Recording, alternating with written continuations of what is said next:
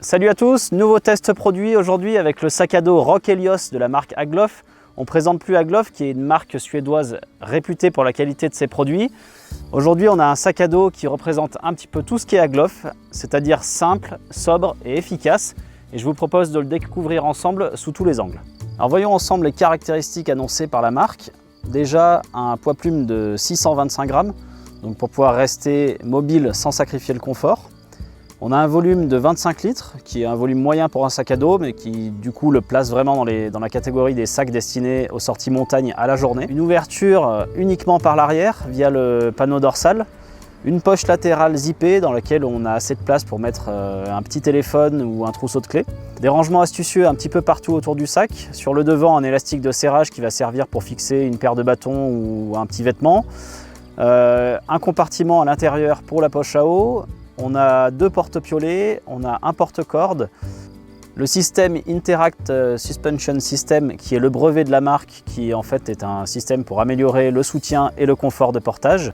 Le matériau externe du sac qui est très solide et rigide pour résister au mieux à l'abrasion. Donc c'est du tissu rigide avec un tissage interne pour le renforcer. Et puis deux tailles disponibles, SM ou ML, pour avoir un sac à dos le plus ajusté possible et le plus adapté à la morphologie de la personne qui le porte.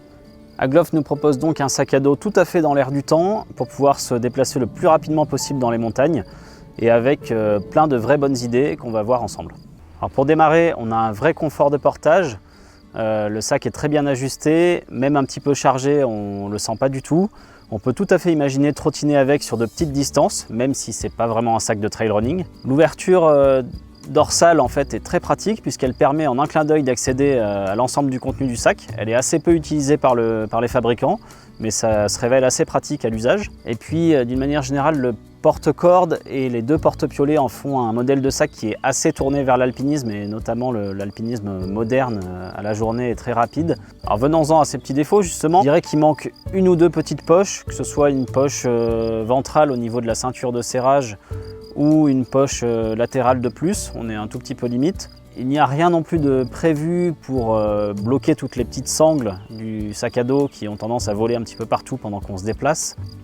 Et puis peut-être le défaut majeur de ce sac, c'est qu'il est blanc. Vous pouvez déjà le voir sur les images du test, ça se salit très vite. En tout cas, malgré tous ces petits défauts, et je dirais c'est plutôt des points d'amélioration suggérés, on a un sac avec un vrai parti pris de la part de Agloff et qui est globalement très réussi. On a vraiment de quoi séduire les alpinistes, les grimpeurs qui sont en quête de légèreté, de rapidité pour pouvoir se déplacer le plus rapidement possible dans les montagnes.